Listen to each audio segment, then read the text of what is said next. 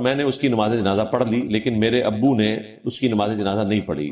جب ابو کو پتا چلا کہ میں نے اس کی نماز جنازہ پڑھ لی ہے تو میرے ابو نے کہا کہ تمہارا نکاح ٹوٹ گیا اور تم دائرہ اسلام سے باہر ہو گئے۔ پھر میں نے دوبارہ کلمہ پڑھ کر اسلام میں داخل ہوا۔ کیا یہ صحیح ہے؟ بہت غلط کام کیا جی آپ نے۔ کیوں اسلام میں دوبارہ سے آپ داخل ہوئے ہیں؟ آپ اسلام سے نکلے ہی نہیں تھے بھائی۔ اچھا، نکاح کا ذکر نہیں انہوں نے کیا، اس کا مطلب ہے نکاح پھر انہوں نے کوئی نہیں کیا، وہ پھر زیادہ مصیبت کھڑی ہونی سی۔ یہ سب فراڈ ہے بھائی، صرف شیعہ کا مسئلہ نہیں ہے، ہاں وہابی کے ساتھ بھی یہی مسئلہ ہے۔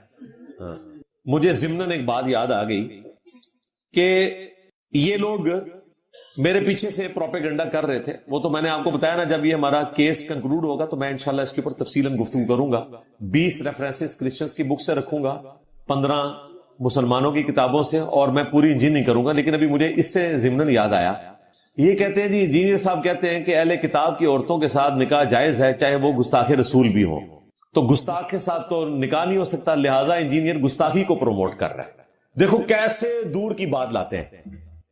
تو ان کو میں پہلے پھکی دوں گا کہ بریلویوں کے نزدیک دیوبندی گستاخ رسول ہیں، لہذا کسی بریلوی کا دیوبندی عورت کے ساتھ نکاح درست نہیں ہے۔ تو بلاسفیمی کو تو بریلوی بھی پھر پروموٹ کر رہے ہیں، اگر کوئی بریلوی کسی دیوبندی لڑکی کے ساتھ جا کے شادی کر لیتا ہے۔ لو سامو، اہل کتاب کو تو چھوڑ دو، کیا مطلقاً اعلیٰ حضرت دیوبندیوں کو اور وہابیوں کو گستاخ رسول نہیں مانتے؟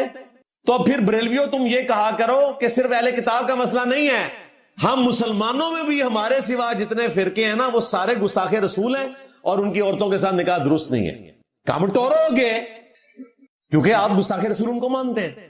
میں تو قائل ہوں کہ کوئی بھی مسلمان ہے، اہل قبلہ اہل کلمہ ہے، بریلوی دیوبندی اہل حدیث شیعہ، چاہے اس کے عقائد میں کتنی بھی خرابی ہو، جب وہ اللہ اور رسول یوم آخرت کو مان رہا ہے، ختم نبوت کو مان رہا ہے، قرآن کو مان رہا ہے، چاہے اس کے عقیدے میں شرک پایا جاتا ہو یا کہیں عقیدے کے اندر کوئی خامی پائی جاتی ہو نبی اسلام کے حوالے سے، جس طرح بریلویوں کے نزدیک تو یہ ہے کہ جو نبی اسلام کے لیے وہ والا علم غیب نہ مانے کہ جو وہ کہتے ہیں۔ ایک تو علم غیب ہے جو ماننا ہمارے ایمان کا حصہ ہے کہ اللہ تعالیٰ اپنے نبی کو غیبی خبریں دیتا ہے، ایک وہ ہے جو وہ کہتے ہیں، تو وہ کہتے ہیں گستاخ رسول ہے، جو حاضر و ناظر نہ مانے وہ گستاخ رسول ہے، جو انسان مانے وہ گستاخ رسول ہے، وہ کہتے ہیں وہ نور ہے۔ ہمارے نزدیک جو نبی اسلام کے بشر ہونے کا انکار کرتے ہیں وہ گستاخ رسول ہے، کیونکہ نبی اسلام کا بشر ہونا یہ آپ کی افضلیت ہے، کیونکہ نور نے بشر کو سجدہ کیا ہوا ہے، میرے باپ کو جبرائیل نے سجدہ کیا ہوا ہے۔ اب مجھے بتائیں کہ مٹی افضل ہے یا نور افضل ہے؟ انسان، یہ اللہ کا نور مراد نہیں، اللہ کی مخلوق نور کی میں بات کر رہا ہوں، جو فرشتے ہیں۔ اللہ نور السماوات والارض، وہ علیحدہ سے ایک چیز۔ تو ان سے پوچھیں کہ تمہارے نزدیک تو آپس میں بھی نکاح نہیں ہوتا، لہٰذا اہل کتاب کی عورتیں جو ہمارے پیغمبر کو پیغمبر نہیں مانتی، یا جوز ہوں وہ حضرت عیسیٰ کو پیغمبر نہیں مانتے اور ان کو گالیاں دیتے ہیں اور ان کے لیے نازیبہ الفاظ استعمال کرتے ہیں، اس کے باوجود چونکہ وہ اللہ کو مانتے ہیں، آسمانی پیغمبر کے ماننے والے ہیں، اپنی گمراہیوں کے باوجود قرآن نے اجازت دی ہے کہ اہل کتاب کی عورتوں کے ساتھ نکاح کرنا درست ہے۔ یہ ترغیب نہیں دلائی، صرف جواز کی حد تک۔ اور ان کے لیے میری پھکی ہے کہ تمہارے نزدیک تو ایک دوسرے کی عورتوں کے ساتھ بھی نکاح درست نہیں ہے، تم تو اہل کتاب کی تو بات ہی نہ کرو۔ بریلویوں کے نزدیک سارے وہابی، دیوبندی ہوں اہل حدیث ہوں، ان کی عورتیں سب کی سب گستاخ رسول ہیں، ان سے نکاح نہیں ہوگا۔ یہود و نصارہ تک تو بات ہی نہیں جانی، اور جو مولوی اور ان کے فرنٹ مین میرے خلاف کلپ بنا رہے ہیں وہ سب سے پہلے اس کی زد میں آئیں گے۔ ان کو کوئی بریلوی اپنی بچی نہیں دے گا کیونکہ ان کے نزدیک یہ گستاخ رسول ہے۔ ٹھیک ہے، تو پیورلی علمی گفتگو اس نے مروایا ان مولویوں کو، ان کے فرنٹ مین لوگوں کو، اور سب سے بڑھ کر نظر آتی کونسل کو مروا دیا۔ کتنے جا کے ڈگے جے، یقین کرو جو انہوں بھی ہوتی ہے۔ اب مجھے بتائیں، اگر اسلامک ریپبلک آف پاکستان کا آئینی ادارہ یعنی کہ نظر آتی کونسل، اس کے علماء کی عزت عوام کی نظر میں یہ ہے کہ لوگ کہہ رہے ہیں کہ یار ان کو بنیادی علم بھی نہیں ہے قرآن و سنت کا، تو باقی علماء تو پھر عوام کی نظر میں شائی کوئی نہیں۔ اب مجھے بتائیں، کیا میں نے ان کو ذلیل کروایا عوام کی نظر میں؟ یہ میرے خلاف فتویٰ دے کے خود ذلیل ہو گئے ہیں۔ میں نے تو نہیں ان کو کہا تھا کہ میں ایک علمی نقطہ بیان کروں گا تو تم اس کے خلاف فتویٰ دینا تاکہ اس کے اگینسٹ میرے پہ 295C کٹے اور پھر جو ہے تمہیں پوری دنیا کے اندر ذلیل کیا جائے۔ میں نے تو نہیں کہا تھا، انہوں نے ذلت خود کمائی ہے اور ابھی ان کی ذلت باقی ہے۔ اب ہر آنے والا دن ان کی ذلت میں انشاءاللہ اضافہ ہی کرے گا۔ ان کی جو سوشل میڈیا پہ ہو رہی ہے، اللہ کا شکر ہے کہ میں حیران ہوں کہ وہ دیوبندی اور اہل حدیث پیجز جو میرے خلاف ویڈیوز اپلوڈ کرتے تھے، اب جب وہ میرے خلاف کو ویڈیو اپلوڈ کرتے ہیں تو ان کے لوگوں نے نیچے ان کے خلاف کمنٹس کیے ہوتے ہیں.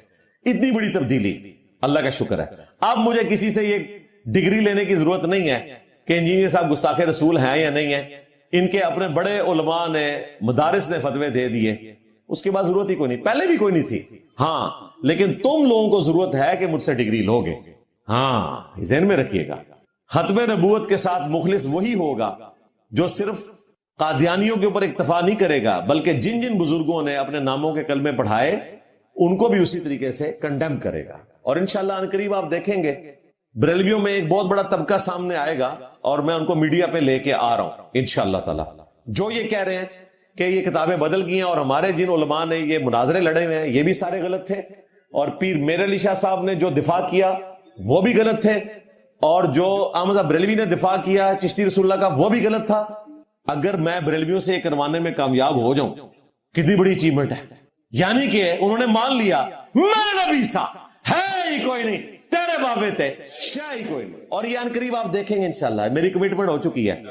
وہ کہہ رہے ہیں جی آپ صرف بزرگوں سے ہاتھ اولا رکھ لیں یہ کام. میں نے کہا جی میں یہ سودا کرنے کے لیے تیار ہوں. میں آپ کی حد تک بزرگوں کو کلین چٹ دے دوں گا. پہلے بھی میں کہتا ہوں کہ 1 لاکھ ٹن حسن زن رکھا کہ میرے سامنے انہوں نے کلمہ نہیں پڑھایا، لیکن تم میرے سامنے کہو کہ جنہوں نے مناظر لڑے اور جنہوں نے دفاع کیا ان کے نام بھی لینے. آپ مجھے بتائیں جب یہ احمد بریلوی کا پیر میر علی شاہ صاحب کا نام لے کے کہیں گے کہ یہ سارے گمراہ تھے، میں لڑیاں پاواں گا. گل ہی مک گئی کیونکہ اتنے تک منڈی انہاں نال جڑی ہے. ہاں if there is no Pir Mir Ali there is no Ahmad Barelvi there is no صوفیت there is no بریلویت. ختم ہو گیا. باپا جانی بھی گیا، پھر تک سارے گئے، رگ ہی کٹ گئی. اور یہ میں نے کمٹمنٹ کر لی ہے الحمدللہ. اور آن قریب آپ دیکھیں گے میں تو اپنے وعدے پہ قائم ہوں. اور یہ کیمرے میں کہہ رہا ہوں کہ اگر یہ پھرے نا تو پھر میں ان کے نام بھی دس دیاں گا پھر سارے نوں کہ اے سنجے لیدگی بنوے کہندے سنجے. لیکن پھریں گے نہیں انشاءاللہ، امید ہے نہیں پھریں گے، کیونکہ ان سے میرا رشتہ اہل بیت کی محبت کی وجہ سے. وہ کہتے ہیں اہل بیت کے معاملے میں اور توحید کے معاملے میں ہم آپ کے ساتھ ہیں. اور وہ اتنا حسن ظن رکھے ہوئے ہیں. وہ کہتے ہیں جو آپ توحید بیان کرتے ہیں نا، صوفیاء نے اصل میں یہی توحید لکھی تھی، یہ تو بعد کے لوگ بدل گئے.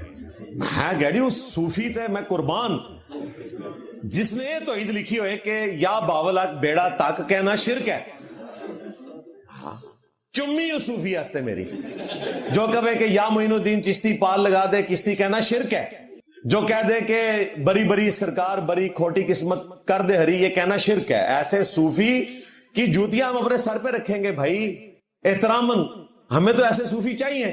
آئے مارکیٹ سے شارٹ ہوئے ہوئے ہیں، سامنے آئے کیمرے پہ آئے، پچھو کنڈی نہیں کیمرے چاہنا ہے. یہ نہیں کہ کیمرے کا بوجھ صرف میں ہی چکنا ہے.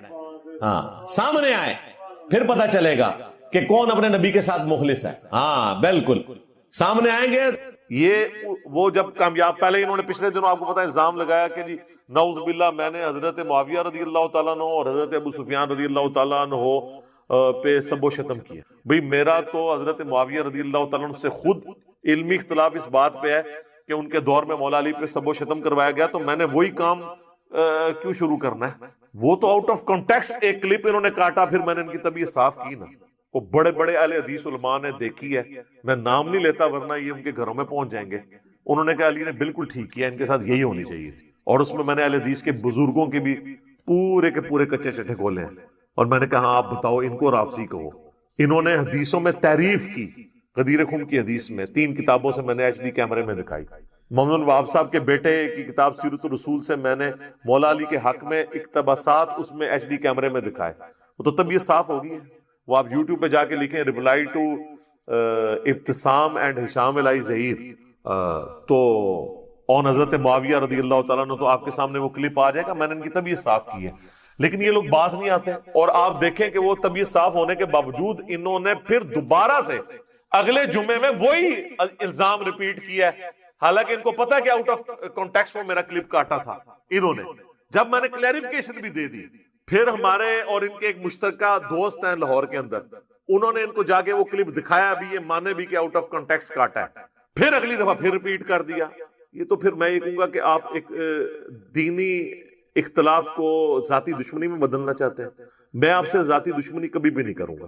میں چونکہ آپ نے اب ایک اور دفعہ مجھے فل ٹاس دی ہے، تو اب آپ دیکھیں میں اس کو باؤنڈری سے باہر پھینکوں گا انشاءاللہ تعالی، اور میں آپ کو کلیئر کروں گا کہ یہ جو عصمت انبیاء کا آپ نے عقیدے کے اعتبار سے الزام میرے اوپر لگایا نا، آپ کے جو بزرگ جس پہ آپ کا پورا فرقہ کھڑا ہوا ہے نا، اس نے جو کام ڈالے ہیں نا اللہ تعالیٰ کی ذات کے حوالے سے جو اس کی گستاخی ہیں، یعنی امام احمد ابن تیمیہ المتوفا 728 ہجری، ہم اس ریکارڈنگ میں وہ جے پی جیز اوریجنل ان کے فتاوی کے اٹیچ کریں گے۔ اللہ کی شان میں، رسول اللہ صلی اللہ علیہ وآلہ وسلم اور سارے انبیاء کی شان میں، صحابہ کرام میں سے عبداللہ بن عمر کی شان میں، اور چوتھی بدعت کی جو انہوں نے خود ساختہ ڈیفینیشن کی ہے اور اس میں انہوں نے بدعت شروع کرنے کے جو سرٹیفکیٹ جاری کیے ہیں، یہ 4 اوریجنل ریفرنسز میں انشاءاللہ تعالی دکھاؤں گا، ان کی طبیعت صاف کروں گا۔ ابھی ذرا یہ اذانیں شروع ہوگی، اذانوں کے وقفے کے بعد آپ کو نا میں انشاءاللہ اس کو لے کے چلتا ہوں۔ ہاں جی جناب، اذان کے وقفے سے پہلے ہم ڈسکس کر رہے تھے امام احمد ابن تیمیہ کے حوالے سے میں کچھ چیزیں ہائی لائٹ کروں گا، لیکن وہ اینڈ پہ جا کے پہلے میں عصمت انبیاء کے عقیدے کے حوالے سے بتا دوں۔ ویسے میری ایک ڈیٹیل ویڈیو پچھلے دنوں ریکارڈ ہوئی ہے، عصمت انبیاء کا عقیدہ، انبیاء گناہ نہیں کرتے، اس میں نے ٹیکنیکلی درجنوں آیات اور احادیث کی روشنی میں یہ سارے ایشو کو ریزالو کیا۔ میں آپ کو نٹ شیل میں بتا دیتا ہوں کہ ہمارا ایز اے مسلم کیا عقیدہ ہونا چاہیے انبیاء کرام علیہ السلام کے بارے میں۔ سب سے بنیادی بات یہ ہے کہ ہم تمام انبیاء کرام علیہ السلام کو مانتے ہیں کہ وہ اللہ کے مخلص بندے تھے۔ ایک لفظ ہوتا ہے مخلص، اخلاص شو کرنے والا، ایک ہے مخلص جسے اللہ اپنے لیے خالص کر لے، اللہ کے چنے ہوئے بندے تھے، یعنی نبوت کسبی نہیں ہے، وہ بھی ہے اللہ کی طرف سے، یہ پہلی چیز۔ نمبر 2، انبیاء کرام علیہ السلام کبھی بھی گناہ نہیں کرتے۔ نمبر 3، تمام انبیاء کرام علیہ السلام اپنی پیدائش سے لے کر اپنی وفات تک ایز فار ایز گناہ از کنسرنڈ اللہ تعالیٰ کی اسپیشل پروٹیکشن اور حفاظت میں ہوتے ہیں۔ نمبر 4، انبیاء کرام کے جو واقعات قرآن میں رپورٹ ہوئے ہیں وہ گناہ نہیں ہیں، بلکہ وہ لغزش اور اجتہادی خطائیں ہیں جن کے اوپر ثواب ملتا ہے۔ صحیح بخاری اور صحیح مسلم کی متفق علیہ حدیث ہے کہ اگر کوئی حکمران اجتہاد کرے اور وہ صحیح رزلٹ پہ پہنچے تو اللہ تعالیٰ اسے دگنا اجر عطا فرمائے، اور اگر وہ غلط رزلٹ پہ بھی پہنچ جائے تب بھی اللہ تعالیٰ اسے 1 اجر ضرور عطا فرما دے گا۔ تو انبیاء کرام کے اجتہاد اگر اللہ تعالیٰ کی منشا کے مطابق نہ ہو تو 1 اجر پھر بھی ان کو ملنا ہے۔ البتہ انبیاء اور غیر انبیاء میں فرق ہے کہ غیر انبیاء کا تو معاملہ وہیں پر اجر کے اوپر آ کے رک جائے گا، لیکن انبیاء چونکہ دنیا پہ اللہ کی حجت ہوتے ہیں، اللہ تعالیٰ وحی کے ذریعے ان کی ریمیڈی فرما دیتا ہے، اصلاح فرما دیتا ہے، اور وہ اپنی اس اجتہادی غلطی جو گناہ نہیں ہوتا، سرکشی نہیں ہوتی، حرام نہیں ہوتا، بلکہ اجر ملتا ہے اس کے اوپر، وہ اس کے اوپر قائم نہیں رہا۔ اس کی کئی ایک نمائندہ مثالیں موجود ہیں قرآن کے اندر۔ ٹاپ آف دا لسٹ اپنے محبوب صلی اللہ علیہ وآلہ وسلم کے حوالے سے سورۃ الانفال کی آیت نمبر 67 آنورڈ اگر آپ پڑھ کے دیکھیں تو اس میں غزوہ بدر کے جو قیدی نبی صلی اللہ علیہ وآلہ وسلم نے چھوڑ دیے تھے، اس کے حوالے سے اللہ تعالیٰ نے ذکر کیا ہے، ما کان لنبی ان یکون لہ اسرا، کسی نبی کے لیے شایان شان نہیں ہے کہ وہ قیدی بنا کے رکھے کافروں کو۔ مراد یہ کہ یہ جو باغی ہیں، نبی کے دشمن ہیں، اللہ کے دشمن، ان کو قتل کرنا چاہیے، ان کو فدیہ لے کے چھوڑنا نہیں چاہیے۔ حتی یثخن فی الارض، یہاں تک کہ زمین میں ان کا زور کچل نہ دیا جائے۔ تریدون عرض الدنیا، کیا تم دنیا کے طلبگار ہو، یعنی فدیہ لے لیا۔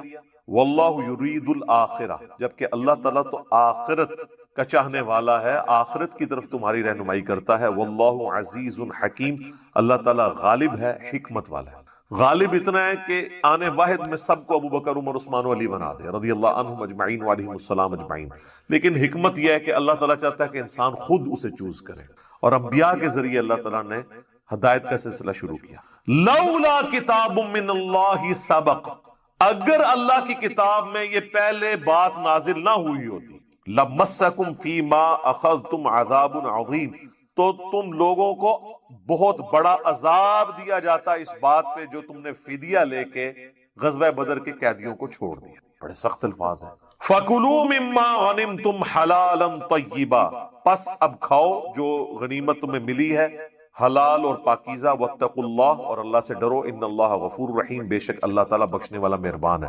اچھا، اس میں پیر کرم شاہ صاحب الازہری نے بریکٹ میں خود لکھا ہے کہ اجتہادی خطا اللہ نے معاف کر دی۔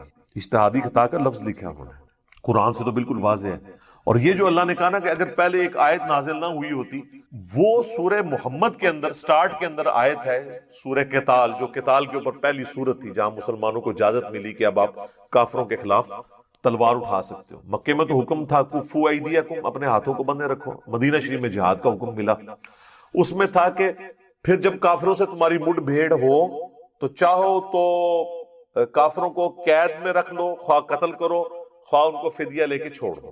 تو نبی علیہ السلام نے اس آیت کے تحت اجتہاد کیا، حالانکہ اس کے بعد سورۃ البقرہ میں وہ آیت بھی نازل ہو چکی تھی کہ جب تک پورے کا پورا دین اللہ کے لیے خالص نہ ہو جائے یہ قتال کو جاری رکھنا ہے، یعنی وہ قیدیوں والا معاملہ نہیں کرنا۔ لیکن نبی علیہ السلام نے وہ سورہ محمد کی آیت سے پلی لے لی، اور اللہ تعالیٰ نے بھی اس اجتہاد کو ایکسپٹ کر لیا، چونکہ پیغمبروں کی طبیعت میں شفقت ہوتی ہے۔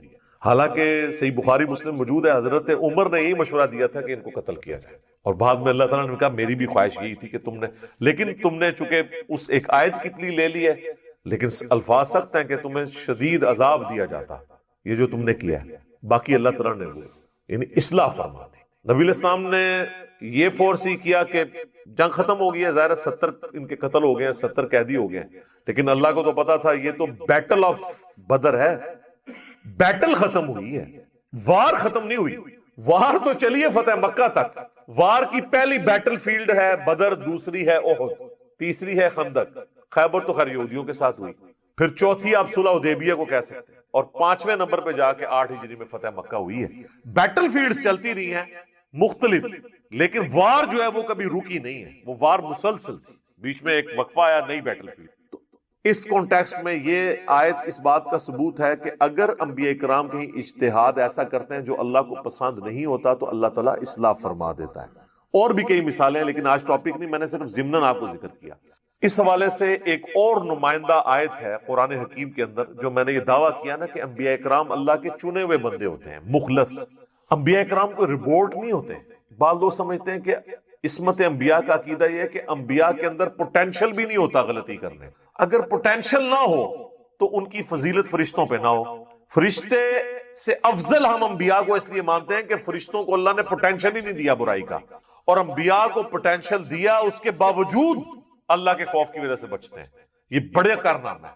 بلکہ انبیاء کو چھوڑ دیں، میں تو اولو العزم اصحاب رسول کو، اہل بیت کو، اور بعد میں بھی صحیح العقیدہ بعض اولیاء اللہ کو سمجھتا ہوں کہ وہ معصوم تو نہیں لیکن محفوظ عن الخطا ہو جاتے ہیں اللہ کے خوف کی وجہ سے۔ جس طرح کوئی شخص کتنے دن کا مرضی بھوکا ہو اور اس کی پسندیدہ خوراک اس کے سامنے بریانی کی شکل میں رکھی جائے، اور کوئی کان میں آ کے کہہ دے کہ اس میں زہر ہے، تو اس کو اس کی خوشبو بھی اور اپنی بھوک بھی اس کی مٹ جائے گی، اور وہ اس کا لقمہ اپنے منہ میں نہیں ڈالے گا۔ انبیاء اور اللہ کے نیک بندے، اصحاب اور اہل بیت، گناہ میں چھپی ہوئی اس عذاب کو دیکھ کے اس کی لذت بھول جاتے ہیں اور وہ بچ جاتے ہیں۔ اور یہ وہی چیز ہے جس کو صحیح بخاری میں کہا گیا کہ میرا بندہ فرائض کے ذریعے میرا قرب حاصل کرتا ہے اور نوافل میں استقامت کے ذریعے اس لیول پہ پہنچ جاتا ہے، میں اس کے ہاتھ بن جاتا ہوں جس سے وہ پکڑتا ہے، میں اس کے پاؤں بن جاتا ہوں جس سے وہ چلتا ہے، میں زبان بن جاتا ہوں جس سے وہ بولتا ہے، میں کان بن جاتا ہوں جس سے وہ سنتا ہے، میں آنکھ بن جاتا ہوں جس سے وہ دیکھتا ہے۔ وہ سارے الفاظ، اور اس میں آگے الفاظ ہیں، پھر وہ جب مجھ سے دعا کرتا ہے میں دعا قبول کرتا ہوں، اپنے دشمن کے گھیس جب پناہ طلب کرتا ہے میں پناہ دیتا ہوں۔ یہ صوفیاء نے تو کہا ہاتھ کا مطلب ہے کہ وہ اللہ اس کے ہاتھ بن کے اب جدھر تک پہنچ جائے، نہیں، وہ اس میں الفاظ ہیں وہ اللہ سے پناہ طلب کر رہا ہے۔ یہ محاورتاً بات ہے، جس طرح نبی الاسلام کے لیے آیا قل ان صلاتی و نسکی و محیایا و مماتی للہ رب العالمین، اے نبی تم فرما دو بے شک میری نماز، میری قربانی، میرا جینا، میرا مرنا سب کچھ اللہ کے لیے۔ تو ہاتھ بن جاتا ہوں، پاؤں بن جاتا ہوں کا مطلب ہے اوڑھنا بچھونا اللہ کی ذات۔ یہ تو حلولیہ کا عقیدہ ہے کہ فزیکلی ہاتھ پاؤں بن جانا، نعوذ باللہ، یہ اہل سنت کا عقیدہ نہیں ہے۔ تو ہم تو صحیح العقیدہ لوگوں کے لیے بھی عقیدہ رکھتے ہیں، چاہے جائے کہ انبیاء تو بہت بلند مرتبے، تو یہ مخلص بندے ہوتے ہیں، خاص چنے ہوئے، اور اللہ ان کی پروٹیکشن ایسی فرماتا ہے کہ سورہ بنی اسرائیل میں اگر آپ دیکھیں نا، نبی علیہ السلام کے بارے میں الفاظ آئے ہیں، اور اگرچہ یہ الفاظ بڑے سخت ہیں لیکن ایٹ لیسٹ عقیدہ کلیئر کرنے کے لیے ضروری ہے۔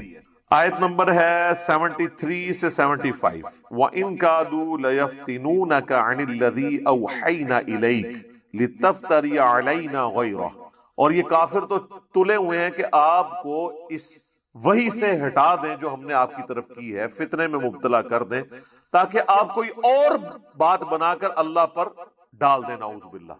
وَإِذٍ لَاتَّخَذُوكَ خَلِيلًا، اور یوں وہ آپ کو اپنا گہرا دوست مان لیں. وَلَوْلَا أَن ثَبَّتْنَاكَ، اور اگر ہم آپ کو ثابت قدم نہ رکھتے، لَقَدْ كِدتَّ تَرْكَنُ إِلَيْهِمْ شَيْئًا قَلِيلًا، تو قریب تھا کہ آپ بھی کافروں کی طرف تھوڑا بہت جھوک ہی جاتے. یہ سمجھانے کے لیے ہوا نہیں ایسا. اِذًا لَأَذَقْنَاكَ ضِعْفَ الْحَيَاةِ وَضِعْفَ الْمَمَاتِ، اور اگر ایسا ہوتا تو ہم آپ کو اس دنیا کی زندگی میں بھی اور موت کے بعد کی زندگی میں بھی آپ کو دگنا عذاب دیتے. ثُمَّ لَا تَجِدُوا لَكَ عَلَيْنَا نَصِيرًا، اور پھر آپ اللہ کے مقابلے میں اپنا کوئی مددگار نہ پاتے. یہ بافرض محال ہے. یعنی نبی علیہ السلام کو کہا گیا آپ مخلص ہیں، ہم آپ کی حفاظت کر لیتے ہیں. سورہ یوسف میں تو اس سے بھی بڑی چیز آئی ہے. سورہ یوسف کے اندر جو حضرت یوسف علیہ السلام کے بارے میں آیت نمبر 24 میں ہے، وَلَقَدْ هَمَّتْ بِهِ وَهَمَّ بِهَا، اس عورت نے بھی یوسف کا قصد کیا اور یوسف بھی قصد کر لیتا عورت کا. یہ جناب بندہ کہاں پوچھتا ہے، کس کا قصد کر لیتا؟ اپنی منہ بولی ماں کا، جس نے اسے پالا ہے اور اس نے ہمیشہ اسے پازیٹیو نظروں سے ماں کی حیثیت سے دیکھا ہے. لیکن عورت کا فتنہ اتنا بڑا فتنہ ہے کہ وہ اگر بن سمر کے آ گئی تو یوسف بھی اس کا قصد کر لیتا.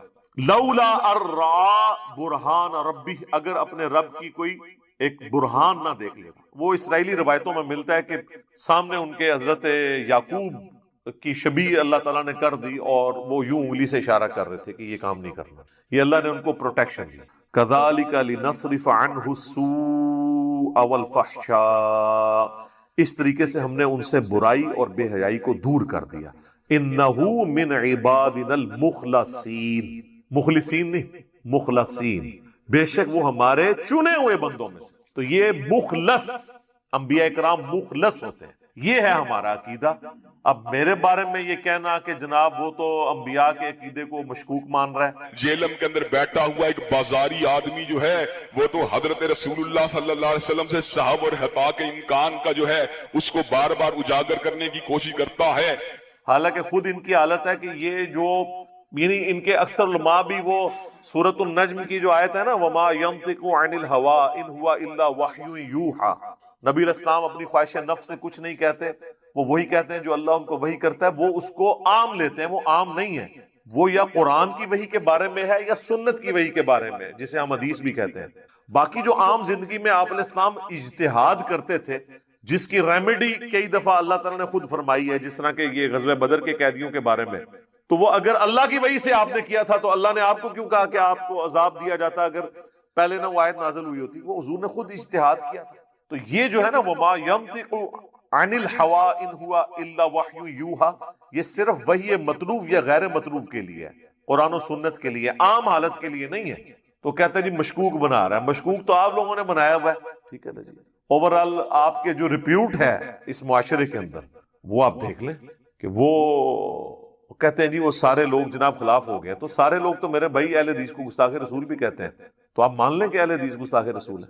اور جی علی بھائی کی باتیں ٹھیک ہیں لیکن یہ تو شیعوں والی باتیں ہیں.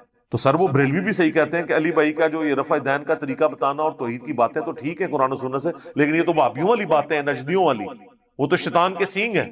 تو ہم ان کو بھی یہی کہتے ہیں کہ یہ چھوڑو، کتاب و سنت میں لکھا ہوا ہے. آپ کو بھی کہتے ہیں کہ جمل صفین نہروان بخاری مسلم میں لکھی ہے، آپ بھی اس کو مان لیں. آپ لوگ ہی ہمیں بتایا کرتے تھے کہ جی صحیح بخاری میں وہ حدیث ہے 2311 کہ جب شیطان نے انسانی شکل میں آ کے حضرت ابو ہریرہ کو آیت الکرسی کا وظیفہ سکھایا تو نبی علیہ السلام فرمایا 3 دن سے جو آ رہا تھا یہ انسانی شکل میں شیطان تھا، یہ ہے تو جھوٹا لیکن اس نے بات سچی کی ہے کہ جو بستر پہ جاتے وقت آیت الکرسی پڑھ لے تو صبح تک اللہ تعالیٰ کی طرف سے ایک فرشتہ حفاظت میں مامور ہو جاتا ہے. تو شیطان سے بھی کہتے تھے جی یہ بات لے لیں، آپ سچی بات ہو، انجینئر صاحب سے نہ لیں، ایسے جو نال ایڈ کر لو جی کسی مدرسے سے پڑھ کے ہیں. سر آپ کو اگر گورا بھی آ کے کہے نا کہ سورہ البقرہ کی آیت نمبر 279 میں لکھا ہے کہ سود کھانے والے کے خلاف اللہ اور اس کے رسول کا اعلان جنگ ہے، آپ یہ کہیں گے اس کو کیا کہ چونکہ تو گورا ہے پہلے مسلمان ہو پھر ڈگری لے کے آپ پھر ہم اس آیت کو مانیں گے، اس وقت تک میں نے یہ آیت سسپینڈ کر دی ہے، میں نے یہ آیت ماننی نہیں. تو تو یہ آپ کہیں گے آپ نے ریفرنس کو فالو کرنا ہے، کتابوں کو مانے، بابوں کو نہیں۔ مرنے سے پہلے اے مسلمان کر لے اس پہ غور، کتابوں کا خدا اور ہے، بابوں کا خدا اور۔ کہنے کو تو دین سب کا اسلام ہے، لیکن سلفی بھی کہتے ہیں ہم اسلام کو فالو کر رہے ہیں، صوفی بھی کہتے ہیں، تو کہنے سے کیا ہوتا ہے؟ کہنے کو تو دین سب کا اسلام ہے، لیکن کتابوں کا جہاں اور ہے، بابوں کا جہاں اور بابوں کا وکھرا جہاں اور۔ ٹھیک ہے، اس کا ایک اپنا ہی جہاں ہوتا ہے۔ اب انجینئر مرزا محمد علی کو کیا پتا بابا ہوتا کیا ہے؟ وہ تو اس کو تو حضرت جی جو پیچھے سے پیسے آ رہے ہیں نا، اس کو تو وہ نظر آ رہا ہے، اس کو کیا پتا بابا ہوتا کیا ہے؟ بابا اپنے زمانے میں ایک زمانہ ہوتا ہے، بابا اپنے جہاں میں ایک جہاں ہوتا ہے، اس کا وکھرے ایک جہاں ہوتا ہے، یہ اس کو نہیں پتا، اور نہ اس کی باتوں میں آنا ہے۔ انشاءاللہ میرا ارادہ بن رہا ہے، کیونکہ اب وہ ہمارے بابوں کی طرف آ رہا ہے اور ہم نہیں اپنے بابوں کی برداشت کر سکتے۔ تو یہ خدا کے لیے ہوش کے ناخن لیں، اس طرح کے الزامات آپ لگائیں گے، آپ نے چونکہ لگائے ہیں، میں نے پہلے بھی طبیعت صاف کی تھی، اب میں آپ کو اینڈ پہ وہ 4 حوالے دے دیتا ہوں تاکہ آپ کی طبیعت صاف ہو جائے کہ آپ کے بزرگ نہ صرف اللہ کے گستاخ تھے، رسول اللہ کے بھی گستاخ تھے، صحابہ اکرام کے بھی گستاخ تھے، اور دین کی جڑیں انہوں نے اکھاڑی ہیں۔ میں 4 حوالے پیش کر رہا ہوں اس کے اوپر جس کے اوپر آپ کا پورا فرقہ اہل حدیث کھڑا ہے۔ اب یہ میں بڑے سخت لفظ استعمال کر رہا ہوں، میں آج تک یہ الفاظ اس طرح نہیں بولا کرتا تھا۔ اس کی وجہ یہ ہے کہ میں اس روئے عرض پہ سب سے زیادہ محبت اہل حدیث کی عوام الناس سے اور ان کی فکر سے رکھتا ہوں، ان کے مسلک اور فرقے سے نہیں، ان کی فکر کہ کتاب اللہ، سنت اور اجماع کو ماننا ہے اور اجتہاد اس وقت کرنا ہے جب ضرورت پڑے۔ لیکن اب یہ بزرگ بابوں کے پیچھے چل پڑے، تو میں اب ان کو گھر کی بات بتاؤں گا اور پھر میں دیکھتا ہوں کہ یہ ان کے اوپر لگاتے ہیں۔ مجھے تو یہ کہہ رہے ہیں کہ انبیاء کے عقیدے کو مشکوک بنا رہا ہے، جو کہ صحیح عقیدہ بتا رہا ہے، جبکہ ان کے بزرگوں نے انبیاء کرام کے اوپر گناہ کی بھی تہمت لگائی ہے اور اپنے عقیدے کے طور پہ پریزنٹ کیا۔ وہ ہم نے نہیں چھاپا ہوا، وہ سعودی عرب سے فتاوی ابن تیمیہ چھپے ہوئے ہیں، ہم ایک امام ابن تیمیہ کی کتاب کا ریفرنس لگائیں گے اس میں، اور اس میں میں کریڈٹ دوں گا۔ چند سال پہلے انڈیا میں ایک بہت بڑے اسکالر تھے، ابو بکر غازی پوری، دیوبندی عالم دین تھے، فوت ہو گئے۔ یہاں پر الیاس گھمن صاحب ان کی کتابوں کو پروموٹ کرتے ہیں، بہت سیانہ بندہ تھا وہ۔ اس نے کتاب لکھی ہے کیا امام ابن تیمیہ اہل سنت، اور اس کا مقدمہ انہوں نے بڑا پیارا لکھا ہے۔ یہ میں پیارا اس لیے نہیں کہہ رہا کہ وہ مطلب مجھے بہت پسند آیا ہے یا ان کا جو موقف ہے یا ان کے عقائد مجھے پسند ہے، میں تو دیوبند اور فرقہ اہل حدیث کے کئی عقائد سے اختلاف رکھتا ہوں، اہل حدیث کی فکر سے نہیں، فرقہ اہل حدیث سے۔ تو اس کے مقدمے میں انہوں نے لکھا ہے کہ میں سعودیہ گیا، میں باقی جگہوں پہ گیا، تو میں نے دیکھا کہ سلفی فتنہ پوری امت میں پھیل رہا ہے، اور یہ فتنہ اس طرح پھیل رہا ہے کہ یہ ہمارے بزرگوں کو کافر، مشرک اور پتہ نہیں کیا کچھ کہتے ہیں۔ تو کہتے ہیں میں بڑا عرصہ پریشان رہا انڈیا واپس آ کے کہ اس فتنے کے آگے بند کیسے بند آ جائے۔ تو پھر میں نے سوچا کہ میں جو الزامات یہ ہمارے بزرگوں کے اوپر اور ہمارے عقیدوں پہ لگا رہے ہیں نا، ہم وہ سارے عقیدے ان کے بزرگوں سے ثابت کرتے ہیں۔ یہ وہی چیز ہے کہ بیٹا تو کیوں فیل ہوا؟ ابا جی آپ کے دوست کا بیٹا بھی فیل ہو گیا ہے، یہ جواب تو نہیں ہے نا۔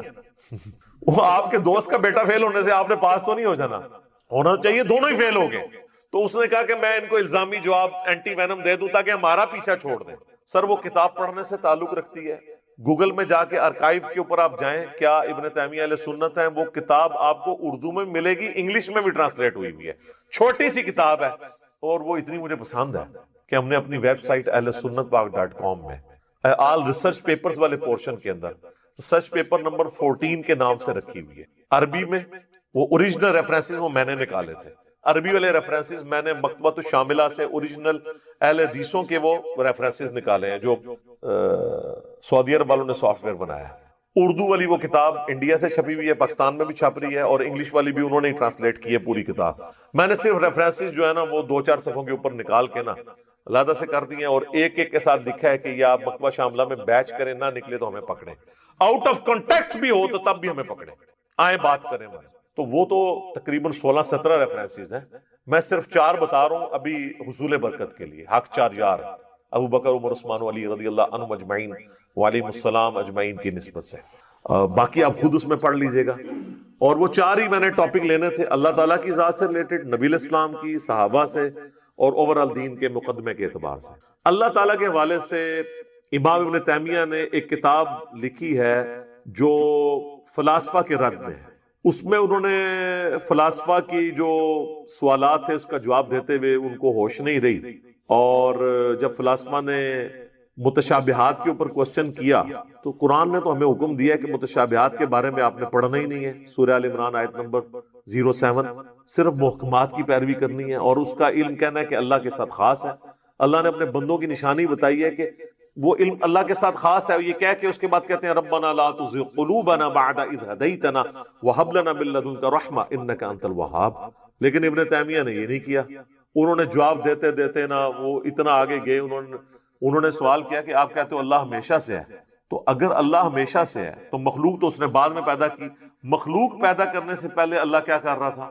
اچھا، اب اگر ہم یہ جواب دیتے ہیں کہ اللہ فارغ تھا، تو کہتے ہیں کہ فارغ ہونا تو ایک نقص ہے، تو اس کا مطلب اللہ فارغ تھا۔ تو ابن تیمیہ نے بجائے یہ کہنے کہ یہ متشابہات ہیں، یہ اللہ کی صفات کے پیچھے تو ہم نہیں پڑھتے، یہ تو وہی جانتا ہے، انہوں نے کہا کہ نہیں، حوادث کی بھی کوئی ابتدا نہیں ہے۔ یہ دو ٹرم سمجھ لیں، قدیم اور حادث۔ قدیم صرف اللہ ہے، یہ فقہ کو بھی آپ سمجھیں علم الکلام کی ٹرم ہے، فقہ کی نہیں، علم الکلام کی ٹرم ہے۔ قدیم وہ ہستی ہے جو ہمیشہ سے ہو، ویسے ہم اردو میں تو قدیم کہتے ہیں پرانی چیز کو، لیکن علم الکلام میں قدیم کہا جاتا ہے کہ وہ ہمیشہ سے، تو قدیم صرف اللہ ہے۔ اللہ کے سوا ہر چیز حادث ہے، انبیاء، فرشتے، جنات، مخلوقات۔ تو جب ابن تیمیہ نے کہا نا حوادث کی بھی کوئی ابتدا نہیں، جس طرح اللہ ہمیشہ سے ہے نا حوادث بھی ہمیشہ سے ہیں، تو اب اس کا مطلب کیا ہوا کہ مخلوق بھی ہمیشہ سے ہے۔ یہ تو نیا پنگا جوڑ دیا ہے، بڑی مشکل سے گاڈ کے اوپر ان کو بنواتے ہیں۔ اگر آپ کہیں گے مخلوق بھی ہمیشہ سے تو پھر تو گاڈ کا کنسیپٹ ہی ختم ہو جائے گا۔ حالانکہ اس کی میں نے لاجیکل جواب بھی دیے، یوٹیوب پہ میری ایک ویڈیو بھی ہے، ہو کریٹڈ گاڈ، وہ آپ دیکھ لیں۔ اب یہ تو لکھ بیٹھے، تو اب کھڑی ہوگی مصیبت، پھر قدیم اور حادث کا فرق ہی ختم ہو گیا۔ قدیم اور حادث کو الگ کرنے کا نام ہی توحید ہے۔ اب یہ نہ سمجھیے گا کہ یہ میری عقابی نظروں نے اس چیز کو دیکھ لیا، صرف یہ چیزیں ابو بکر غازی پوری صاحب نے اس کتاب کے اندر لکھی، اور وہ چیزیں انہوں نے ہائی لائٹ کی۔ اب ہوا کیا کہ شیخ البانی جو کسی زمانے میں سعودیہ کے محدث اعظم رہے ہیں، پھر سعودیہ والوں سے ہضم نہیں ہوئے، انہوں نے بھی نکال دیا۔ انہوں نے ایک حدیث ہے جامعہ ترمذی کے، اللہ تعالیٰ جامعہ ترمذی کی، کہ اللہ تعالیٰ نے سب سے پہلے قلم کو پیدا کیا۔ یہ حدیث انہوں نے سلسلہ حدیث صحیحہ میں لی اور اس کے نیچے بحث کی کہ یہ حدیث بالکل ٹھیک ہے کہ اللہ نے سب سے پہلے قلم کو پیدا کیا اور فرمایا کہ لکھ جو کچھ ہو چکا اور جو کچھ ہونے والا ہے، تو ساری تقدیر اس نے لکھ دی۔ اس کے اوپر وہ تفسیر کرتے ہوئے لکھتے ہیں، پہلے وہ صوفیاء کا رد کرتے ہیں، پھر ابن تیمیہ کا۔ وہ کہتے ہیں صوفیاء نے اس سے کنسیپٹ یہ لیا ہے کہ قلم سے پہلے نبی علیہ السلام پیدا ہو چکے تھے، اسی لیے قلم کو کہا گیا کہ لکھ جو کچھ ہو چکا اور جو کچھ ہونے والا ہے۔ تو ان کا کہ اس طرح کی تو کوئی روایت ہمارے پاس موجود نہیں ہے۔ تو یہ جو کہا گیا نا لکھ جو کچھ ہو چکا، تو اس سے مراد قلم خود پیدا ہوا تھا، یہ لکھا اس نے کہ میں پیدا ہوا، اس کے بعد اس نے تقدیر لکھ دی۔ آپ کیوں خود سے چیزیں بیچ میں داخل کرتے ہیں کمزور روایتوں کو اور من گڑت روایتوں کو جمع کر کے؟ پھر انہوں نے ابن تیمیہ کا رد کیا اور انہوں نے کہا اللہ تعالیٰ ابن تیمیہ پہ رحم کرے، کاش وہ اس طرح کے جملے نہ لکھتے تو ہمارے دل میں ان کے لیے اس طرح کی بات نہ آتی، لیکن انہوں نے تو لکھ دیا، اللہ ان کو معاف کرے، کہ حوادث کی بھی کوئی ابتدا نہیں ہوتی ہے۔ تو انہوں نے کہا یہ حدیث ثبوت ہے کہ حوادث کی ابتدا ہے، اور پہلا حادثہ قلم کا پیدا ہونا ہے۔ ظاہر ہے جب اللہ کے نبی فرما رہے ہیں، یہ کہتے ہیں قرآن صحیح حدیث ہمارا مذہب ہے، ابن تیمیہ کو نہیں حدیث پتہ تھی ترمذی کی کہ سب سے پہلے اللہ نے قلم کو پیدا کیا، قلم سے پہلے کوئی حادثہ ہوا ہی نہیں ہے، تو وہ کیوں کہتے ہیں ہمیشہ سے ہیں حوادث؟ اور یہ البانی نے گرفت کی سلسلہ حدیث صحیحہ کے اندر، ہم جے پی جی بھی ایڈ کریں گے آپ کی۔ کہتے ہیں نا بزرگوں سے پوچھ پوچھ کے یہ کل کا چھوکرا کر رہا ہے، آپ چھوکرا ضرور کہ مجھے کوئی اس پہ نہیں ہے، لیکن میرے علمی دلائل کو تو لے کے چلیں۔ میں چھوکرے ورڈ کو برا نہیں سمجھتا، ہاں جب آپ کہتے ہیں نا کہ یہ جو ہے وہ جاہل چھوکرا ہے، پھر میں اس کو برا سمجھوں گا۔ چھوکرا تو کہتے ہیں ینگ بوائے کو، آپ کہہ لیں، میں نہیں اس سے برا سمجھتا، میرے لیے فخر ہے کہ میں 43 ایئرس کی ایج میں بھی مجھے آپ چھوکرا کہہ رہے ہیں، ٹھیک ہے نا جی؟ تو یہ میرے تو فخر کی بات ہے، میں تو اپنی بیوی کو بتاؤں گا کہ دیکھو، ٹھیک ہے۔ اچھا، وہ رد کیا شیخ البانی نے، اور خود شیخ زبیر لزئی صاحب بھی اس رد کو مانتے تھے اور وہ بھی کنڈیم کرتے تھے۔ بلکہ ایک میری فون کال ریکارڈڈ ہے ہمارے سرفراز بھائی کی، اس میں میری بھی آواز ہے، جس میں انہوں نے مانا ہے کہ ابن تیمیہ کی ان عقائد سے ہم اعلان برات کرتے ہیں، لیکن مسئلہ یہاں تو نہیں حل ہونا نا، ابن تیمیہ سے شیخ الاسلام کا لقب بھی لینا ہے نا۔ ویسے زبیر لزئی صاحب تو نجی محفلوں میں کہتے تھے میں تو اسے حافظ ابن تیمیہ کہتا ہوں، اور میں نے کہا شیخ صاحب آپ نے تو مضمون لکھ دیا ہے، کیا ابن تیمیہ اہل سنت تھے؟ تو یہ آپ نے وہ کتاب پڑھی ہے ابو بکر غازی پوری کا جواب لکھا، وہ کتاب تھی نا ابو بکر غازی پوری کی، کیا ابن تیمیہ اہل سنت تھے، تو زبیر عزیز صاحب نے ان کو پھکی دی کہ تمہارے بڑے بڑے علماء ملا علی قاری فلاں فلاں جو ہے نا ابن تیمیہ کو اہل سنت مانتے تھے. میں نے کہا یہ جواب نہیں ہے، جواب یہ ہے کہ اس نے ابن تیمیہ کے جو فاسد عقائد بتائے نا ان کا آپ جواب دیں. تو میں نے پھر ان سے پوچھا آپ نے کتاب پڑھی؟ کہتے میں نے کتاب تو کوئی نہیں پڑھی. تو میں نے کہا آپ اس کتاب کا جواب لکھ رہے ہیں؟ وہ واقعی جواب میں بھی نظر آ رہا ہے کتاب نہیں پڑھی ہوئی، کیونکہ اس کتاب میں تو سنگین الزامات لگائے گئے تھے، اس میں یہ والا الزام بھی تھا. تو اس کا جواب اگر وہ دیتے تو زبیر علی صاحب پھر وہ اہل حدیث میں سے تو نکال دیے گئے تھے. پھر میں نے ان کو بتایا اس میں یہ لکھا ہے، تو پھر مجھ کو علی بھائی یہ تو ہمارا تو اعلان برات ہے. پھر انہوں نے فون کال میں بھی کچھ چیزوں کا ذکر کیا. یہ اللہ کے بارے میں ہو گیا جی، خالق اور مخلوق کا فرق ہی ختم ہو گیا. اب اس کو آپ جو مرضی سمجھے، اور آپ امام الموحدین کہتے رہے ابن تیمیہ کو، اب عوام پوچھے گی، ہم تو عوام کی عدالت میں رکھ رہے ہیں. دوسرا آ جائے نبی علیہ السلام کے بارے میں، انبیاء کی عصمت جو میرے اوپر انہوں نے الزام لگایا. ابن تیمیہ نے انبیاء کرام علیہ السلام کی عصمت پہ یہاں تک حملہ کیا ہے، اس نے لکھا ہے فتاوی ابن تیمیہ کی 10ویں جلد کے اندر کہ انبیاء کو جو ہم معصوم مانتے ہیں تو اس کا ہرگز یہ مطلب نہیں ہے کہ انبیاء سے گناہ نہیں ہوتے ہیں. اس کا مطلب ہے کہ انبیاء کرام گناہ پر قائم نہیں رہتے. ہم اسے اجتہادی خطا کہہ رہے ہیں، وہ کہہ رہے ہیں گناہ، اور اس نے لکھا ہے گناہ مطلقاً میں گناہ کبیرہ اور صغیرہ دونوں شامل ہیں. حتیٰ کہ وہ جھوٹی روایت جو دین کی جڑ کاٹنے والی ہے کہ نبی علیہ السلام کی مبارک زبان پہ بتوں کی تعریف جاری ہو گئی تھی، وہ جھوٹی روایت سورۃ النجم کی آیت نمبر 19 اور سورۃ الحج کی آیت نمبر 52، اس کی تفسیر آپ ابن کثیر میں 52 سورۃ الحج کی پڑھ لینا. اس کی تفسیر میں نا پرانے مفسرین نے کچھ روایتیں نقل کی، وہ جعلی روایتیں ہیں. ابن کثیر نے خود رد کیا ہے کہ نبی علیہ السلام ایک دفعہ سورۃ النجم کی آیات پڑھ رہے تھے تو آپ کی زبان سے نا جب سورہ النجم کی آیت نمبر 19 20 21 آئی نا تو ساتھ ہی آپ کی مبارک زبان سے نکل گیا تلکل غورانیک العلا، یہ بلند اور اعلیٰ مرتبے والی دیویاں ہیں اور ان کی شفاعت قیامت کے دن قبول کی جائے گی.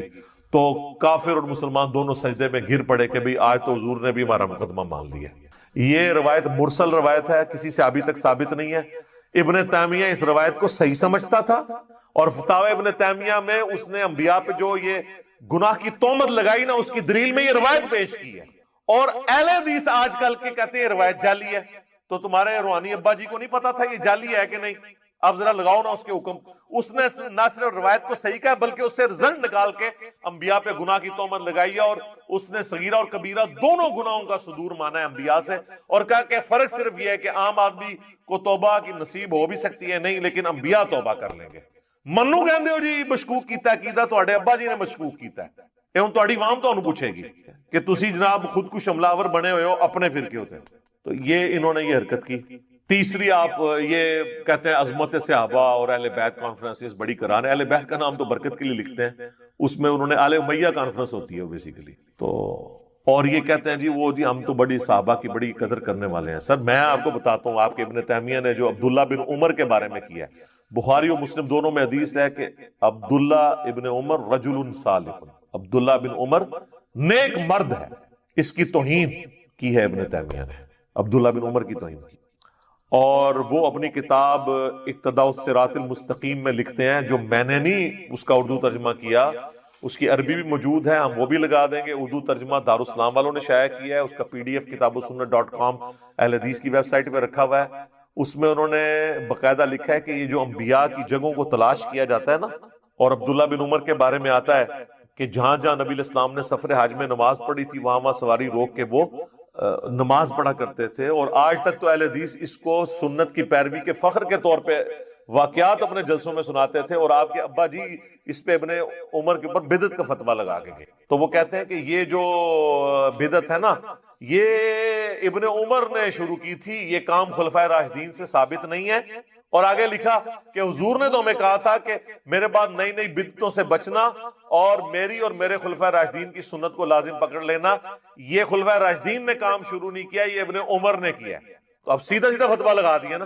بعض لوگ سامنے آئے نا ان کے کمزور گول کیپر، وہ کہتے ہیں اس بدعت سے مراد وہ تھا جس طرح حضرت عمر نے تراویح کو کہہ دیا تھا نعم البدعۃ ھذہ. تو حضرت عمر نے تو اس کی تعریف کر کے اس کو جاری کیا تھا. ابن تیمیہ تو ابن عمر کو ابو داؤد، ترمذی، ابن ماجہ کی حدیث جو مشکات میں بھی ہے، علیکم بسنتی و سنت الخلفاء الراشدین المہدیین کی حدیث فٹ کر رہا ہے اور اس میں الفاظ ہیں کہ میرے بعد نئی نئی بدعتوں سے بچنا، میری اور میرے خلفائے راشدین کی سنت کو لازم پکڑ لینا. یہ حدیث لکھ کے اس نے فٹ کیا کہ عبداللہ بن عمر خلیفہ راشد نہیں تھے، انہوں نے یہ بدعت شروع کی. میرے پاس ایک ام القریٰ یونیورسٹی کے اسٹوڈنٹ آئے، اب تو خیر وہ پڑھ کے فارغ ہو چکے ہیں، بڑی دیر بحثیں کرتے رہے، یہ جی وہ لغت کے معنوں میں، اصطلاح کے معنوں میں. میں نے کہا یار اللہ کو جان دینی ہے تم نے، یہ ذرا پوری عربی عبارت پڑھو نا. کرتے کرتے بحث کے بعد تھوڑی دیر بعد کہتے ہیں نہیں علی بھائی آپ کی بات درست ہے.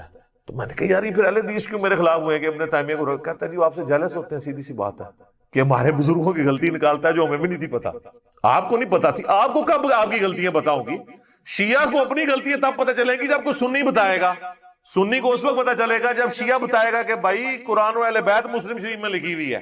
اہل حدیث کو تب پتہ چلے گا، دیوبندی بریلوی بتائے گا، دیوبندی بریلوی کو اس وقت پتہ چلے گا جب اہل حدیث بتائے گا. اپنے لوگ تو وہ اپنے پیٹ سے کون کپڑا اٹھاتا ہے. تو یہ بالکل واضح موجود ہے. عبداللہ بن عمر کو بدعی ڈکلیئر کیا، صحابی کی بھی توہین. یہ نیم رافضی نہیں رہا اب ابن تیمیہ، ڈائریکٹ توہین ہے، پکا رافضی.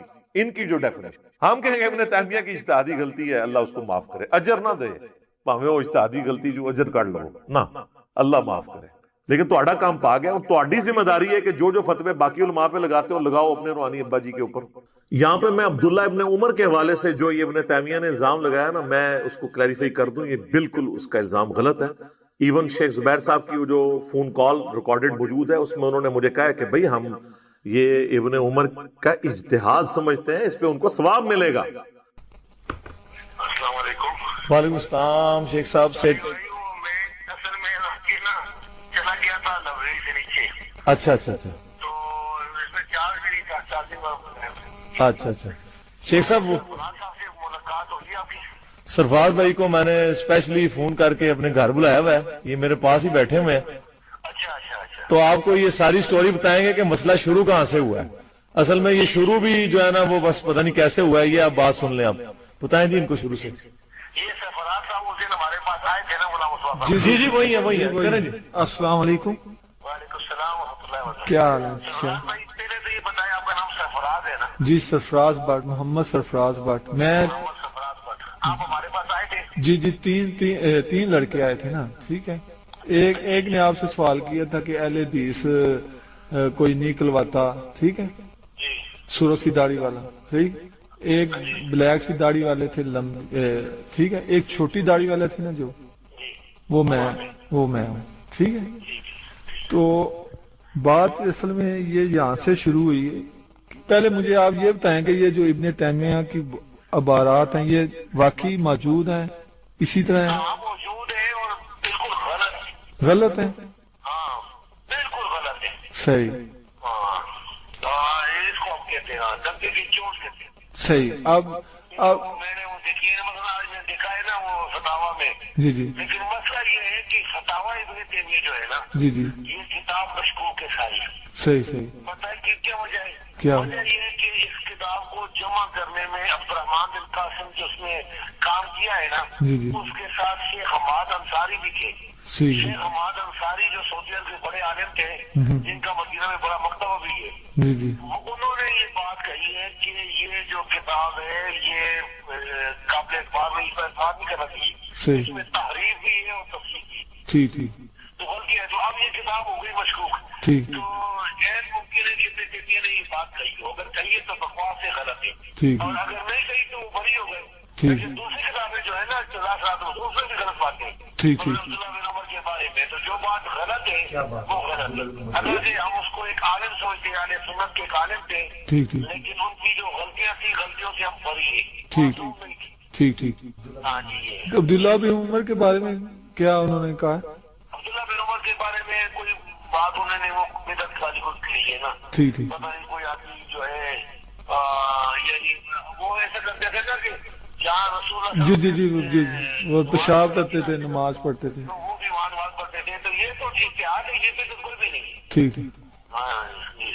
اور میں اس کو بخاری مسلم سے ثابت کرتا ہوں. پہلے تو امام بخاری نے یہ 10 حدیثیں اوپر تلے اکٹھی لی ہیں، اس کے اوپر انہوں نے باب باندھا ہے نبی علیہ السلام کی جگہوں کو تلاش کرنا جہاں پہ نبی علیہ السلام نماز پڑھتے ہیں، اور نیچے لے کے آئے کہ سفر حج کے دوران عبداللہ بن عمر جب بعد میں جایا کرتے تھے نا، جب وہ حضور کے ساتھ گئے تھے ان ساری جگہوں کو تلاش کر کے وہاں پہ نماز پڑھا کرتے تھے. حتیٰ کہ وہ راوی کہتا ہے ایک جگہ مسجد بنی تھی، مسجد میں نماز نہیں پڑھی، ساتھ ایک چٹان تھی اور ان کا حضور نے یہاں پڑھی تھی تو میں یہاں پہ پڑھوں گا. تو نبی علیہ السلام کی سنت پہ عمل کرتے تھے. تو امام بخاری نے اس سے رزلٹ نکالا ہے، ٹھیک ہے، کہ حضور کی متبرک جگہ ہے. تو یہ امام بخاری ظاہر ہے کہ وہ کتاب و سنت کے ماننے والے تھے، اور یہ ابن تیمیہ کہہ رہا ہے کہ یہ عبداللہ بن عمر کی بدعت ہے.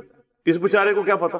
بخاری اور مسلم دونوں میں حدیث ہے. سیدنا عتبان بن مالک ایک صحابی تھے، حضور کی خدمت میں حاضر ہوئے، یا رسول اللہ میں ایسی جگہ پہ رہتا ہوں کہ مدینہ شریف جب میں نماز کے لیے آپ کے پاس آتا ہوں تو راستے میں بارش ہو جائے تو ندی نالے بہہ پڑتے ہیں، میرے لیے پہنچنا مشکل ہو جاتا ہے، آپ میرے گھر سے تشریف لے آئیں اور گھر میں کسی ایک جگہ پہ نماز پڑھ دیں، میں اپنا مصلی اسے بنا لوں گا.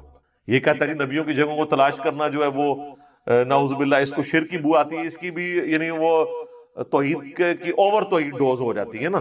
تو یہ توحید یہ والی تو نہیں ہے نا، نبیوں کے بغیر جو توحید ہے نا وہ شیطانی توحید ہے، ٹھیک ہے نا. تو پھر اسی وجہ سے تو یہ لوگ بدنام ہوتے ہیں، گستاخ رسول ان کو لوگ کہتے ہیں. تو یہ بخاری مسلم میں عتبان بن مالک حضور کو لے گئے، پورا محلہ جمع ہو گیا. جب پتہ چلا حضور آئے ہمارے محلے میں، کوئی حلوہ بنا کے لے آئے کوئی چیز، اور آگے حضور صلی اللہ علیہ وسلم نے وہاں پہ پھر کہا کہ بتاؤ کہاں نماز پڑھنی. ان کا یا رسول اللہ یہاں پڑھ دیں. مسجد بیت انہوں نے بنا لی. تو حضور تو یہ کہہ سکتے تھے یار میرا نماز پڑھنا کون سا ضروری ہے، یہ تو نبیوں کی جگہوں کو متبرک جگہ نہیں ماننا چاہیے. تو وہ فرض نماز وہاں پڑھا کرتے تھے، اور نبی علیہ السلام نے نماز پڑھی اور جماعت کرائی. اس سے یہ بھی ثبوت ملا کہ ادر دین فرض نماز بھی کبھی کبھار نفلی نماز کی جماعت بھی ہو سکتی ہے. تو وہ وہاں پہ فرض نماز پڑھا کرتے تھے، جب بارش میں وہ گھر میں ہی نماز پڑھ لیا کرتے تھے. تو صحابہ کرام تو حضور کی جگہوں کو تلاش کرتے تھے. اس کو چھوڑ دیں آپ. بخاری مسلم دونوں میں حدیث ہے کہ نبی علیہ السلام فرمایا میرے ممبر سے میرے گھر تک جنت کے ٹکڑوں میں سے ایک ٹکڑا ہے، ریاض الجنہ. اس پر امام بخاری نے باب کیا باندھا ہے؟ قبر رسول سے ممبر رسول جنت کا ٹکڑا ہے. آپ کو کہ امام بخاری نے قبر پرستی سکھائی ہے. ان کو پتا تھا کہ آج حضور کے اس حجرے میں قبر مبارک ہے. تو انہوں نے یہ بھی میسج دیا کہ سیدنا ابو بکر عمر اور نبی صلی اللہ علیہ وآلہ وسلم کی مبارک قبریں جنت کے ٹکڑے میں ہیں. اور اس سے بھی بڑھ کر صحیح بخاری میں جو حضرت عمر کو زخم لگنے والی حدیث ہے، اس پہ انہوں نے عبداللہ بن عمر کو جب اماں عائشہ کے پاس بھیجا تھا تو کیا کہا تھا کہ اماں سے کہنا کہ عمر اپنے 2 ساتھیوں کے ساتھ دفن ہونا چاہتا. تو اماں نے تو آگے سے نہیں کہا کہ جی جب دفن ہونے کی تو بہت ساری جگہ ہیں، کسی جگہ کو مخصوص نہیں کرنا چاہیے نبیوں کی جگہ کو، اس میں شرک ہو جاتا ہے جو ان کے ابا جی کو نظر آیا ہے. اور عبداللہ بن عمر کو بیتی کہا اس نے. اب چونکہ اس نے بہت بڑا سٹیپ لیا تو میں اس لیے میرے اس انداز کو میری ذاتی دشمنی نہ سمجھیے گا. میں ایک صحابی کا دفاع کر رہا ہوں اور ایک عقیدے کا دفاع کر رہا ہوں کہ آپ توحید کی آڑ میں توہین نہ کریں، توحید بیان کریں، توہین نہ کریں.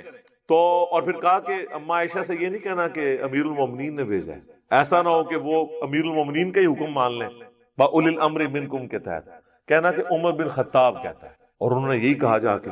تو سیدہ عائشہ نے کہا کہ جگہ تو تھی میں نے اپنے لیے رکھی تھی، لیکن آج میں عمر کو اپنے پہ ترجیح دیتی ہوں. جب واپس آئے تو حضرت عمر کو بتایا تو عبداللہ بن عمر نے جب یہ عرض کیا کہ اماں نے اجازت دی ہے تو انہوں نے کہا واللہ میرے لیے اس سے بڑی کوئی چیز نہیں تھی کہ میں حضور کے ساتھ دفن ہوتا. یعنی عبداللہ بن عمر کا والد جو خلیفہ راشد بھی ہے وہ تو حضور کی جگہوں کے ساتھ دفن ہونا چاہ رہا ہے. اور انہوں نے یہ نہیں کہا میں ریاض الجنہ میں دفن ہونا ہے، انہوں نے کہا اپنے 2 ساتھیوں کے ساتھ دفن ہونا ہے. اور پھر انہوں نے کہا کہ جب میں مر جاؤں نا میری میت کو دوبارہ لے جانا ہے، پھر اماں سے اجازت مانگنی ہے، کیونکہ پھر تو میں مر چکوں گا، میرا تو رو بھی ختم ہو چکا ہوگا. تو اگر کہیں اماں کے دل میں یہ بات ہوئی نا کہ اس کو وہاں نہیں دفن کرنا، تو پھر جہاں بھی وہ کہہ دیں مطلب مجھے یہاں سے اگر تم پھر مسلمانوں کے قبرستان مجھے دفنا دینا. تو یہ جناب صحابہ کرام کے دل میں نبی علیہ السلام کی مبارک جگہوں کی عزت تھی، حضور کے تبرکات کی عزت تھی. ان لوگوں کو کیا پتا کہ تبرکات کیا چیز ہے. صحیح بخاری کھولے نا، ام سلمہ نے حضور کے چند بال نکالے آپ کی وفات کے بعد، ٹھیک ہے، ایک چھوٹی سی ڈبیا میں تھے، اور کہا یہ حضور کے بال ہیں، اور یہاں پہ جب کوئی محلے میں بیمار ہوتا ہے تو اپنا برتن بھیج دیتا ہے، میں اس میں گھول کے دیتی ہوں اور مریضوں کو شفا ہو جاتی ہے اس سے. اور سر بال تو پھر بھی جسم کا حصہ ہے. اس سے بڑی بات آپ کا کرتا تو جسم کا حصہ نہیں ہوتا نا، وہ تو آؤٹ سائڈ کی ایک چیز ہے نا. صحیح مسلم میں آتا ہے کہ اسما بنت ابی بکر جو حضرت عائشہ کی بڑی بہن تھی، فوت بعد میں ہوئی ہیں، حضرت عائشہ کے نزع کے عالم میں انہوں نے حضرت عائشہ سے ایک کرتا حضور کا لے لیا کہ سروانی تیالسی، کالا جبہ. آج تو اللہ کا شکر ہے میں نے بھی کالے کپڑے پہنے ہوئے، یہ سنت ہے، جس میں گوٹ لگی ہوئی تھی گریبان کے اوپر اس جگہ. اور کسروانی تیالسی کا مطلب ہی کالا جبہ ہے. جس طرح ہم کہتے ہیں سندھی اجرک تو مطلب ہے ریڈ کلر کی ہوگی. کہ سروانی تیالسی کالا جبہ نکالا اور کہا کہ حضور کا جبہ جو آپ پہنا کرتے تھے اور ہم اس کا دھون مریضوں کو شفا کے لیے پلاتے ہیں. تو انبیاء کے تبرکات ڈائریکٹ بھی انڈائریکٹ بھی یہ یعنی صحابہ کرام اپنے لیے عظمت سمجھتے تھے. پھر صحیح بخاری میں حدیث موجود ہے جو صلح حدیبیہ کے موقع پر حضور وضو کر رہے تھے, صحابہ آپ کے وضو کا پانی نیچے نہیں گرنے دیتے تھے. جو وہ عروہ ابن مسعود جو ہے وہ کنکھیوں کے ساتھ دیکھ رہا تھا, اس نے واپس جا کے کہا میں بڑے بڑے بادشاہوں کے دربار میں گیا ہوں, میں رومن امپائر کے کیسر کے پاس بھی گیا, میں کسرا کے پاس بھی گیا پرشین امپائر میں نے کبھی کسی حاکم کی اتنی عزت نہیں دیکھی اس کے درباریوں کی طرف سے جو اصحاب رسول نبی اسلام کی عزت کرتے ہیں. اللہ کی قسم جب وہ بات کرتے ہیں نا تو وہ اتنی خاموشی سے سنتے ہیں گویا کہ ان کے سروں پہ پرندے بیٹھے ہوئے ہیں, اور جب وہ حکم دیتے ہیں تو جھپٹ پڑتے ہیں اس کو پورا کرنے کے لیے, گویا آپس میں لڑ پڑیں گے کہ کون پہلے کام کرے. اور جب وہ وضو کرتے ہیں تو ان کے وضو کا پانی نیچے نہیں گرنا, اپنے جسم پہ مل لیتے ہیں, حتیٰ کہ اگر کسی کو پانی نہ ملے تو دوسرے سے لے کے اپنے جسم پہ ملتا ہے. یہ سب کچھ صحابہ نے حضور کی محبت سے اظہار کے لیے کیا, اور کافروں کو میسج دیا کہ تم کہہ رہے ہو کہ اس نبی کے ساتھ ہم یہ کریں گے, ہم تو ان کے وضو کا پانی نیچے نہیں گرنے دیتے ہیں, تو ان کے خون کے قطرے نیچے گرنے دیں گے. یہ میسج دیا تھا. پھر صحیح مسلم میں آتا ہے کہ نبی صلی اللہ علیہ وآلہ وسلم فجر کے بعد جب نماز کے بعد گھر مسجد سے باہر نکلتے تھے تو مدینے کے غلام اپنے برتن لیے کھڑے ہوتے تھے, حضور برتن میں یوں ہاتھ ڈالتے جاتے تھے, صحابہ اس کو تبرکن لیتے تھے. اور اتنی آپ کی شفقت تھی کہ صحابہ کہتے ہیں سخت سردیوں میں بھی جب ہم پانی کو ہاتھ نہیں ڈالتے تھے حضور اتنے برتنوں میں ہاتھ ڈالتے جاتے تھے. سر یہ بات کہنا آسان ہے کہ سخت سردی میں اتنے برتن, یہاں تو پیروں نے دستانے رکھے ہوتے ہیں ہاتھ چمانے کے لیے, وہ کہتے ہیں نہیں ہم تھک جاتے ہیں کیا کریں, ٹھیک ہے جی, اور نام لیتے ہیں حضور کا. نبی علیہ السلام کی شفقت کا لیول تھا. پھر بخاری مسلم دونوں میں آتا ہے نبی صلی اللہ علیہ وآلہ وسلم نے حجۃ الوداع کے موقع پر سر کے بال منڈوائے اور سیدنا طلحہ کو بلا کے کہا کہ اس کو آپ صحابہ میں تبرکن تقسیم کر دو, اور وہی بال جو ہے وہ موجود تھے صحابہ کے پاس. صحیح بخاری میں موجود ہے, انس بن مالک کہتے ہیں حضور علیہ السلام کا بال مبارک کے بارے میں, وہ تابعی بھی ساتھ تھے, وہ کہتے ہیں کہ جی حضور کا ایک بال میرے پاس ہونا دنیا اور جو کچھ دنیا کے اندر ہے اس سے بڑھ کے مجھے محبوب ہے. تو صحابہ کرام تو اتنے انبیاء کے تبرکات کی, انبیاء کی عظمت والی جگہوں کی عزت کیا کرتے تھے. لہٰذا ہم تو نبی علیہ السلام کی قبر مبارک کو بھی شاہد اللہ مانتے ہیں, غار ثور کو, غار حرا کو, ان کی زیارت کے لیے جانا یہ کوئی ایسا عیب والی بات نہیں ہے. اور اس کو سپورٹی وہ حدیث بھی لے لیں جو سنن نسائی کے اندر موجود ہے, جس کے اوپر شیخ زبیر صاحب نے مجھے خود فون پہ کہا تھا صرف سنن نسائی کے اندر موجود نہیں ہے, وہ حدیث معجم الکبیر طبرانی کے اندر بھی موجود ہے, دلائل النبوہ امام بیہقی کی کتاب میں بھی ہے, اور کئی کتابوں کے اندر ہے. میں نے واقعہ معراج والے لیکچر میں اس کے سارے ریفرنسز دیے ہیں کہ نبی علیہ السلام کو شب معراج جب فرشتے ساتھ لے کے گئے تو ایک جگہ پہ کھڑا کیا اور کہا یہاں پہ رک جائیں, تو آپ علیہ السلام اس زمین پہ اترے اور کہا کہ یہ طیبہ ہے, یہ مدینہ ہے جو آن قریب آپ کا مسکن بنے گا. پھر تھوڑی دور جا کے پھر سواری روکی گئی اور کہا یہ کوہ طور ہے جہاں اللہ تعالیٰ نے موسیٰ سے ملاقات کی تھی. نبی علیہ السلام نے اس کی زیارت کے لیے بھی وہاں اترے. پھر بیت المقدس میں ایک جگہ جا کے سواری روکی, کہا یہ بیت اللہ ہے جہاں حضرت عیسیٰ کی پیدائش ہوئی تھی. تو انبیاء کے جو تبرکات والی جگہ ہیں نا, ان جگہوں پہ نبی علیہ السلام کو باقاعدہ وزٹ کروایا گیا. اب اس کو حدیث کو اتنی حدیثوں کو لے کے ایک حدیث سے ختم کرنا, جی وہ سنن نسائی میں موجود ہے کہ حضرت ابو ہریرہ جو ہیں وہ انہوں نے کہا تھا کہ جی وہ جب ایک صحابی چلے گئے کوہ طور کی زیارت کرنے کے لیے تو انہوں نے کہا کہ بھی اگر تم مجھے پہلے ملتے تو میں تمہیں حدیث سناتا کہ 3 مسجدوں کے علاوہ سفر نہ کرو. اور یہ حدیث تو بخاری مسلم میں بھی ہے کہ 3 مسجدوں کے علاوہ جاوے نہ کسے جائیں, اور وہ 3 مسجدیں ہیں بیت اللہ اور مسجد نبوی اور بیت المقدس. وہ ہے ایکسٹرا آرڈنری ثواب کی نیت سے, ورنہ تو سنن نسائی کے اندر ہی موجود ہے کہ جو شخص یعنی مسجد قباء میں جاتا ہے اور 2 نفل پڑھتا ہے اس سے 1 عمرے کا ثواب ملتا ہے. تو وہ تو مسجد اس 3 میں نہیں آتی ہے, اور حضور ہر ہفتے کو جایا کرتے تھے. تو حدیثوں کو تھوڑی سی فقہ بھی پڑھے, ویسے بعض کا صحیح کہہ رہے ہوتے ہیں خالی اہل حدیث نہ پڑھو, اہل فقہ بھی پڑھو, وہ سب کچھ جمع کر کے دیکھنا ہوتا ہے. پھر آپ اتنے بڑے فتوے لگاتے ہیں. ویسے تو میں فی البدی اس پہ کئی اور حوالے دے سکتا ہوں, لیکن میری محبت کا تقاضا تھا, جو عبداللہ بن عمر سے میری عقیدت ہے کہ میں عبداللہ بن عمر کے دفاع میں اتنی گفتگو ضرور کرتا, یہ ڈیو تھی, اس لیے میں نے وہ آپ کے سامنے ساری گفتگو رکھ دی. اور آخری والا جو آپ کے لیے بہت تکلیف دہ ہے, ویسے بھی یہ میلاد شریف کا مہینہ چل رہا ہے 1442 ہجری نومبر 2020, تو میلاد کے بارے میں اقتداء الصراط المستقیم میں انہوں نے لکھا ہے کہ میلاد منانا اگرچہ بدعت ہے لیکن اس کے پیچھے جو حسن نیت ہے نا اس پہ ثواب ملے گا. یہ بریلوی آ کے ممبروں میں بیان کرتے ہیں باقاعدہ. حنیف قریشی صاحب نے بھی اس کو بیان کیا اور کہتے ہیں دیکھو جی ابن تیمیہ بھی مان رہا ہے کہ میلاد منانے پہ ثواب. یہ ہے بدعت حسنہ والا معاملہ. یہ میلاد کو بدعت حسنہ مانا ہے ابن تیمیہ نے, کیونکہ ثواب تو بدعت سیئہ پہ تو نہیں ہوتا.